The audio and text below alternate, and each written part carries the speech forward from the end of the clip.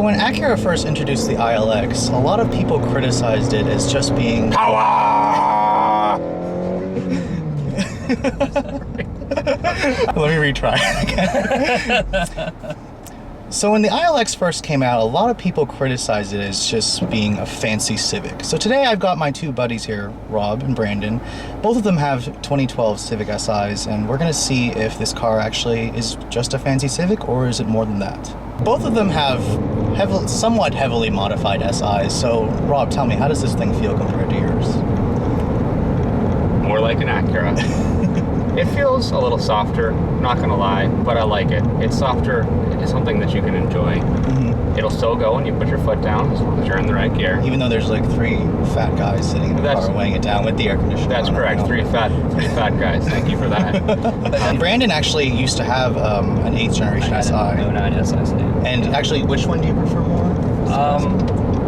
It's interesting because it's kind of like a playing point with the ILX, is that the 8th gen, you can really only enjoy the motor a certain percentage of the time. You know, it was really fun when you were really, playing on a back road or merging the interstate, but the rest of the time it rode a little too firm.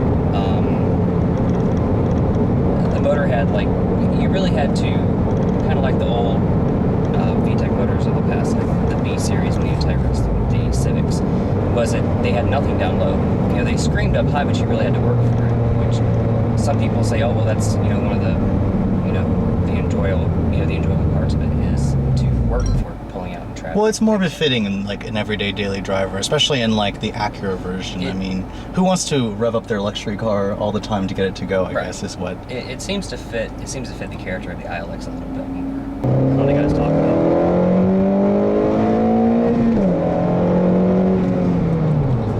It almost feels like uncouth to do that in an Acura. Oh, it feels like you're beating on it? Sitting in leather, it's like... But then again, like a TL Type S, I mean, that just begs to be... But in terms of the shifter, the way the engine revs, does it feel just like an SI? The shifter feels almost exactly the same. Mm-hmm. The way the urgency of the car feels almost exactly the same. Mm. It's just that it feels like it's... I don't know how to say it. Maybe it's our car plastic wrapped, but not plastic, leather instead. Ours is, I guess, a little more... raw. People say the SI's kind of gotten soft. Well, it depends on how you look at it. Right. We obviously, all three of us daily drive our cars. My S2000, I hated daily driving that. But, coming up playing around on the weekends, going to VIR, that was a blast. But to live with... Prius. Race the Prius. Get it. Charger. Oh, yes. It doesn't sound the same. I am noticing that. It sounds different to you, really? The sound is sounds a little more... Everything sounds a little more distant. It doesn't have that... I always thought the exhaust sounds just like your SI. At least the exhaust from the outside, it does, but interior-wise, there's a little bit different. Obviously, Acura's going to put a little more sound in. Yes, exactly. They're trying to make it quieter, which... Does it sound quieter to you guys in here, like at 55 miles per hour? Less road noise, less wind noise? Not by a large margin, but a little bit. If you hadn't told me, I probably wouldn't have mentioned it. I mean, I'm sure there's marginal, with a decibel meter, but, Do you think they should have made it quieter No. than this? No. I think they should have... Because people always criticize the ILX and the Verano, saying the Verano's way quieter than this car. It's perfectly fine the way it is, and that's coming from us, I mean, obviously, we're not... I like it. Yeah. I think the little bit of sound deadening added together with how you are a little more damped from the road, you can't really quite feel it quite as much as you do in an SI. It elevates the level of the car a little bit, which is what it's supposed to do. What about the ride quality? You guys notice a difference in the ride quality? Yes, I do. For the better or for the... Up right here. It still feels like a Firm. Civic. Mm-hmm. It still feels like a Civic, but it's a little more... If anything, kind of makes our cars feel a little more unhinged. This one feels more composed, especially on these sequential bumps that that we're going over. Right. I don't feel jostled around. Yeah, if anything, I think my car's a little too stiff in some ways. So in other words, I basically do have the grown-up version of the SI then, right? With an open differential.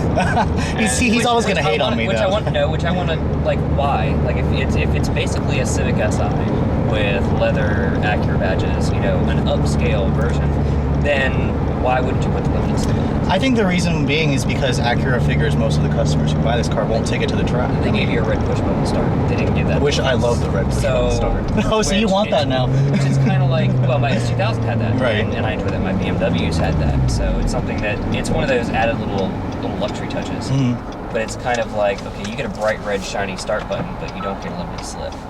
Which, honestly, Rob, do you notice that you're missing the limited slip at all? We're about to find out. Okay. Yes. I don't think I've ever heard so much wheel spin in this car. What's this? Although I do want to know, I have to mention it, I looked at the shift knob earlier today, and it throws me back to my 09 SI. Okay. I think So you like that shift shift done a knob? little more to make it more of an Acura. You know, Something they more went unique? Yes. Mhm. I mean, anyone who is familiar with Honda, especially Civic SIs, are going to look at that shifter and go, okay, that was 8th gen Civic. So maybe a little, but that's really honestly nitpicking. Yeah. I'm comfortable back here. I'd be perfectly comfortable riding all the way back home to Virginia Beach, sitting back here.